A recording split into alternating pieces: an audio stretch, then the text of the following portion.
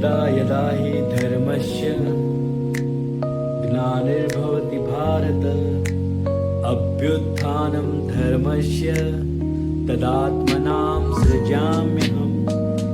जी दोस्तों नमस्कार, मैं आपके सामने भगवान श्री कृष्ण के बारे में कुछ बातें करना चाहता हूँ।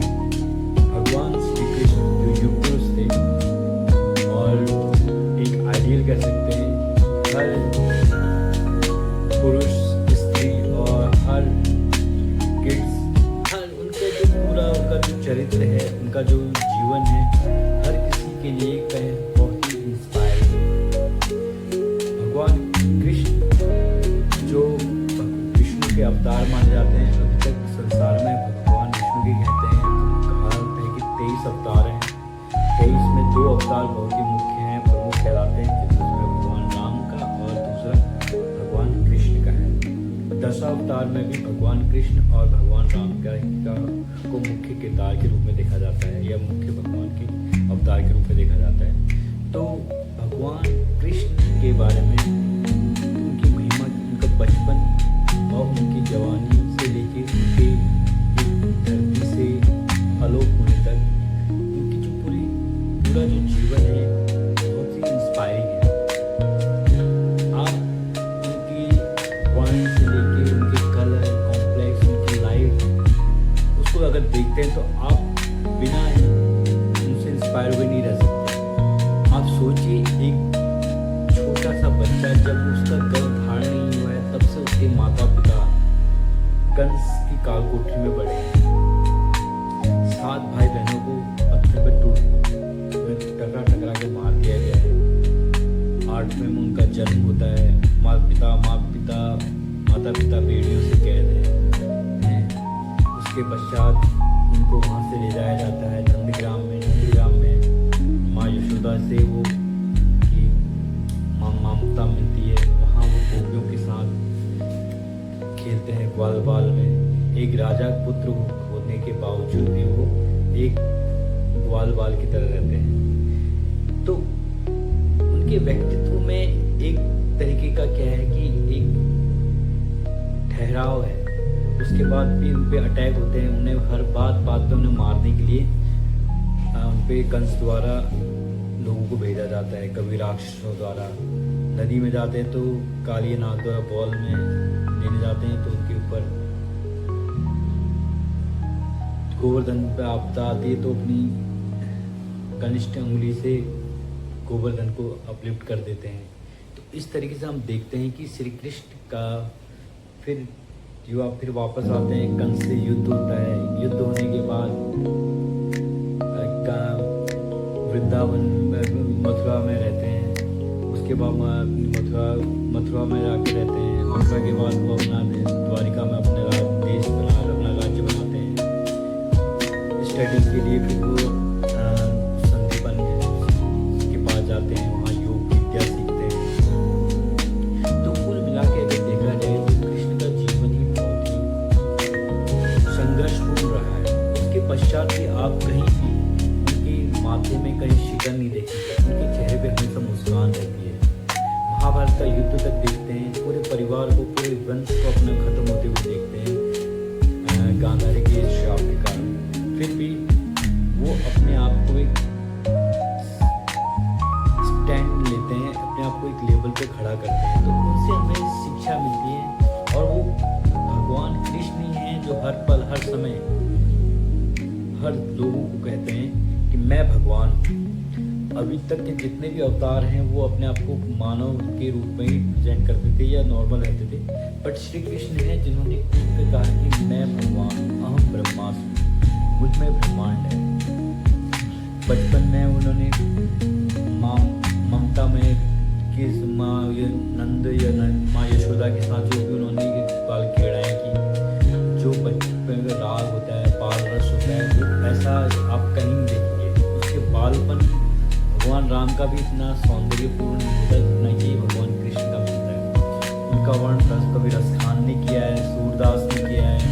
तो ऐसे उनके बालपन को अभी भी लोग कहें लड्डू गोपाल कहीं घूमते हैं, और कई माताएं उन्हें अपने पुत्र व्यवहार करती हैं और उनसे पुत्र व्यवहार करती हैं और उन्हें अपने खाना खिलाती हैं। तो ऐसे हैं हमारे माखन चोर जी, जिन्हें माखन चोर भी कहा जाता है क्योंकि उन्हें माखन बहुत पसंद था। तो इसी से क्योंकि वो गांव में ग्वालों के बीच रहते थे तो दूध दही बहुत होती थी। तो उसी प्रकार भले ही उनको उनका गोपियों के साथ खेलना हो, मटकियाँ तोड़ना हो, शायद बड़ा अंदाज, बट सब में क्या होता था, एक प्रेम भाव था। उनकी रासलीलाओं को लोगों ने गलत तरीके से पोर्ट्री किया है, लोग कहते हैं, पर उनका एक सखा थे, लोग थे, उनके शरीर से एक अलग सी महक आती थी, श्याम वर्ण था उनका। तो और उसके बाद वो पीताम्बर वस्त्र पहनते थे, जो उनके जो अटायर है वो भी उनको रिफ्लेक्ट करता है कि उनकी कामनेस, बॉडी, उनका ऑरा कैसे। सर में वो अपने मोर पंख लगाते थे, जबकि उनसे ये बताता था कि वो कितने प्रकृति के नज़दीक थे। ये सारी चीज़ मैं इसलिए बता रहा हूँ क्योंकि भगवान कृष्ण जो 16 कलाओं में निपुण थे और कहीं न कहीं आज की तारीख में हर इंसान को उनकी ज़रूरत है। आप अगर समाज में जाएं तो आपको देखेंगे, चाहे प्रभुपाद जी हों जिन्होंने गीता श्रीमद् भगवत गीता को चारों तरफ फैलाया है, या प्रेमानंद जी महाराज की बात कीजिए, तो हर कोई, अभी मैं प्राचीन काल की बात नहीं कर रहा हूँ, मैं अभी की भी बात कर रहा हूँ। प्राचीन काल में आप मीरा को लीजिए, उसने राजभवन तक छोड़ दिया था। रसखान को देख लीजिए, तो कृष्ण की भक्ति में ऐसा रस है जिसमें कृष्ण ने ऐसा नहीं कहा है कि आप योग करो, सब कुछ छोड़ो, वैराग्य लो। कृष्ण कहते हैं सकाम करो, कर्म करो, फल की इच्छा मत करो। कर्मा का जो कंसेप्ट है वो कृष्ण ने दिया। उन्होंने कहा कि आप संसार में एक दृष्टा की भांति रहिए, कर्म कीजिए, चीजों को आप एकदम मोहग्रस्त मत होइए। आप ये मत सोचिए कि मेरा है ये, इस धरती प्राचीन काल से चली आ रही है, इसमें कोई भी सर्टेन नहीं है। तो कृष्ण ने हर पल पल में ये बतलाया है और जीवन को उन्होंने कहा है कि भूल के आप जीवन का रसास्वादन कीजिए, आप जीवन को जिए। कैसे जिएंगे? एज ए साधु के, आप गृहस्थ आश्रम में साधु की तरह रहते थे। तो कृष्ण जी ने जब गीता, श्रीमद् भागवत गीता के वचन अर्जुन से कहे थे, उस समय भी उन्होंने अर्जुन को ये बताया कि पार्थ, ये संसार चलायमान नहीं है, ये विनाश है, ये इसको हम, ये कभी भी समाप्त हो सकता है। तुम्हारा शरीर तुम्हारा नहीं है, और जो तुम्हारे अपोनेंट्स हैं वो भी। और उन्होंने जब अपना विराट रूप दिखाया तो उन्होंने दिखाया कि अहम ब्रह्मास्मि में, कि मेरे अंदर सब कुछ है।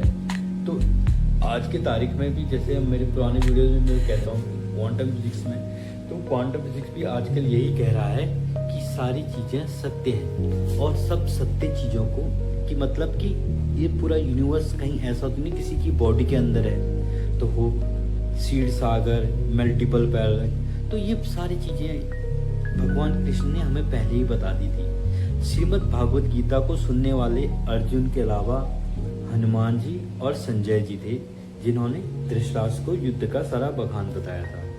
कृष्ण के 1600 से ज़्यादा रानियाँ थीं, 16,108 रानियाँ थी, जिसमें 8 उनकी पटरानियाँ थीं। तो उनमें से जो 16,000 थी, तो एक असुर से उनको बचाया गया था। तो उन्होंने रिक्वेस्ट की थी श्री कृष्ण जी से कि भगवान, अब मैं यहाँ कैसे रह पाऊँ, मैं यहाँ, हमारा इसने अपहरण कर रखा है, अब हमें समाज में वो सम्मान नहीं मिलेगा। तो इस वजह से श्री कृष्ण ने 16,000 रानियों से शादी की। उसके अलावा श्री कृष्ण का जो गोपियों के साथ जो संबंध है, इसके पे भी एक कहानी है कि जब भगवान राम 14 वर्ष के वनवास में गए थे, तो जो अयोध्या के जो नागरिक थे वो बहुत ही दुखी थे। उन्होंने कहा भगवान आप हमें छोड़ के मत जाइए। तो उन्होंने उस समय उनसे वचन दिया था कि द्वापर के अंत में जब मैं जन्म लूँगा तो मैं आप सबके साथ ये जो वर्ष हमने अलग अलग बिताए हैं वो हम साथ में बिताएंगे। तो इसी वजह से वही मनुष्य जो अयोध्या में उनकी जो प्रजा थी वही अगले जन्म में ब्रज के वासी बने थे, जहाँ पे नंदगांव गोकुल में रहते थे। तो इन्हीं के साथ उन्होंने वो अटकलें की जो लोगों ने 14 साल मिस की थी, वो इन्होंने श्री कृष्ण के रूप में उन लोगों के साथ व्यतीत की। तो कहने का मतलब है भगवान ने हर समय में, हर रूप में, कृष्ण के रूप में हमें शिक्षा दी है, चाहे वो युद्ध का हो या वो स्त्री की रक्षा के लिए आप द्रौपदी का चीरहरण के समय उनका प्रकट होना हो, या अर्जुन के साथ युद्ध हो सुभद्रा के कारण, सुभद्रा के कारण अर्जुन के साथ भी भगवान कृष्ण का युद्ध हुआ था, जिसमें ऑलमोस्ट सारे हथियार उन्होंने निकाल दिए थे। तो उन्होंने हर समय अपनी एक मनुष्य होने का जो फर्ज है वो भी निभाया और अपने देवत्व यानी कि भगवान होने के चीज को भी मेंटेन किया। उन्होंने हर समय अपने आप क्रोध को शांतिपूर्वक ही निपटाया। जैसे कि शिशुपाल ने जब भगवान कृष्ण को 100 गालियां दी तब तक वो शांत थे और उन्हें समझाया। अंत में जब न माना तो उन्होंने तब उसका वध किया। इसी तरह बहुत सारे उनके जीवन में ऐसी घटनाएं हैं जब उन्होंने अपने आप को संभाला। दुर्योधन द्वारा जब वो शांति दूत लेके जाते हैं दुर्योधन की सभा में, तब भी उनका अपमान किया गया, तो भी उन्होंने अपने आप को स्थिर रखा। तो कहने का मतलब है भगवान अपने कामनेस से, उनकी जो वाणी थी उससे, और अपने विचार, गहन राजनीति, एक तरीके से देखा जाए तो भगवान श्री कृष्ण में सारे गुण थे। वो अच्छे ज्ञाता थे। उन्होंने जब कालिया नाग का वध किया था तो उस समय उन्होंने नृत्य किया था उसके ऊपर, तो इससे वो एक अच्छे नृत्यकार थे। बांसुरी से पंजाब की अपनी धुन से पूरी गोपियाँ जाती थी, गायें सब झूम जाती थी, तो वो एक अच्छे संगीतज्ञ थे। योग वशिष्ठ या योग के वो अच्छे प्रकांड विद्वान थे, और कूटनीति में और उनकी राजनीति में उनका कोई सानी नहीं था। वो बहुत ही वीर थे। उन्होंने अनेक युद्ध अपने उसमें रखे थे। गांधारी के श्राप को भी उन्होंने सहर्ष स्वीकार किया और उन्होंने अपने पूरे वंश को समाप्त होते अपनी आंखों के सामने देखा। उन्होंने पीले वस्त्र धारण करने का उनका मेन उद्देश्य ही ये था कि पीले वस्त्र से उनके विवेक का, उनकी गंभीरता और उन पे जो संसार में जितनी जो तकलीफें उन्होंने सही, उसको उन्होंने कभी दूसरे प्रकट न करने के लिए एक शांति का रूप इस वजह से वो धारण करते थे। कई लोगों के उम्मीद है कि राधा रानी का वर्ण जो था वो थोड़ा सा पीला था, तो इस वजह से भी वो इस स्वयं पीताम्बर वस्त्र धारण करते थे। उनका वर्ण श्याम था, उनकी शरीर से, उनकी वाणी से अजब सी महक आती थी जिससे लोग उनकी ओर खिंच चले आते थे। जब भी वो चलते थे तो लोग उनके पीछे एक जनसमूह सैलाब उमड़ पड़ता था। तो कृष्ण का जो जन्म है वो जिन परिस्थितियों में हुआ था, जिस तकलीफ से वो गुजरे, और उसके पश्चात भी उन्होंने जो अपने चेहरे पे जो कभी शिकन और मायूसी महसूस नहीं होनी थी, तो यही उनकी एक बड़प्पन है और यही उनको महान बनाती है। तो यही कारण है कि भगवान कृष्ण को हम सब इतना प्यार करते हैं। किसी भी उम्र या किसी भी धर्म, मजहब, सभी लोग उनको उतना ही प्यार देते हैं, उतना ही उनका सम्मान करते हैं, उतनी उनकी पूजा करते हैं। जैसे कि मैंने बताया रस खान जो कि अलग समुदाय से थे, फिर भी वो कृष्ण भक्ति में डूब गए थे। ऐसे न जाने कितने लोग हैं जो कृष्ण प्रेम भक्तिमयी शाखाओं से जुड़ गए हैं। तो कृष्ण को अगर आप जानना चाहते हैं तो आप कृष्ण को पढ़िए। तो कृष्ण को जब आप जानेंगे तो आप ये समझेंगे कि कृष्ण अपने आप में परिपूर्ण है और वो हमें यही शिक्षा देते हैं कि जीवन एक संघर्ष है और उसे हमें अपने बलबूते पे ही जीतना है। इस जीवन में संघर्ष में वो गीता नामक हमें पुस्तक भी देके गए हैं, जिसे आज हम पुस्तक के रूप में देखते हैं, हमारी बहुत ही धार्मिक ग्रंथ है। तो उसके अगर गीता वचन आप देखेंगे तो उसमें एक एक वचन में आपको भक्ति, कर्मयोग, ज्ञान योग, योग और संसार, अमरता, काल, चक्र, जितने भी हमारे इमोशंस हैं जो हमें जकड़ के रखते हैं, उन सब से हमें बाहर निकालती है। तो कृष्ण ने हमें अपने जीवन से हमें ये सिखाया है कि हम कैसे अपने आप को इन सांसारिक बंधनों में रहते हुए भी हम निष्काम काम कर सकते हैं। निष्काम मतलब कि बिना हमारे स्वार्थ के और बिना किसी प्राणी को तकलीफ दिए हुए हमारे काम हो सकते हैं। अब प्राणियों में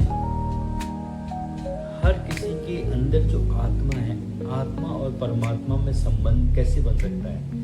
ये नहीं, जरूरी नहीं कि आप तप करें या आप मेडिटेशन करें। ये आप अपने काम को प्रॉपर करके भी आप उस सुप्रीम पावर को अचीव कर सकते हैं। ये कृष्ण ने कहा। उन्होंने ये कहा कि संसार में रहकर फिर आप संसार से विरक्त हो सकते हैं। तो सोचिए कितनी बड़ी बात कही है उन्होंने। तो कृष्ण अपने आप में ही संपूर्ण है। कृष्ण को आप मधुसूदन की कहें, कान्हा कहें, वासुदेव कहें या विश्वेश्वर कहें, जो भी कहें, तो योगेश्वर कहें, तो कृष्ण अपने आप में संपूर्ण है। उनकी कलाएं, विधाएं सब परिपूर्ण हैं। यही कारण है कि आज भी भगवान द्वारा कही गई बातें, अभी साइंटिस्टों ने भी कहीं रिसर्च में एक पढ़ रहा था कि ये अप्रूव हो चुका है कि जो ये काल था, जो घटनाएं इसमें डिपिक्ट की गई है कि इस घड़ी में कुरुक्षेत्र में युद्ध हुआ था, आज से 3,500 वर्ष पूर्व कुछ टाइम है, उसमें वो जो चंद्रमा और जो नक्षत्र थे उस एंगल में, उनके जन्म के एंगल भी हैं कि उस नक्षत्र में वो कैसे नक्षत्र में पैदा हुए थे, वो हमारे जो स्थिति है वो बताती है। तो इसका मतलब है कहीं ना कहीं कुछ सत्य होगा। और जब भी हम देखते हैं किसी भी महाकाव्य को या हम अभी भी लिखते हैं तो उसे थोड़ा बहुत हीरोइक रूप में देते हैं, लेकिन जो कृष्ण हैं वो हमारे हीरो हैं, हमारे भगवान हैं, क्योंकि उनका जो जीवन है वो हमें हर पल संदेश देता है। जैसा कि मैंने स्टोरी के प्रारंभ में ही बताया था कि भगवान का जन्म कारावास में हुआ था, मृत्यु जंगल में हुई थी, जब वो थक हार के आराम कर रहे थे एक बहेलिए के तीर लगने के कारण। उसमें भी भगवान के इस पर एक कहानी है कि पाली का वध जो उन्होंने पिछले जन्म भगवान राम के रूप में किया था, छिपके किया था, तो अगले जन्म में बहेलिए के रूप में जब भगवान श्री कृष्ण विश्राम कर रहे थे उस समय उनको तीर लगा। तो इसके ऊपर भी ये है कि कहानियाँ हैं कि भगवान कृष्ण क्या थे, कैसे थे, इसके बारे में हम डिटेल से बात करेंगे। आज के लिए इतना ही। धन्यवाद। जय श्री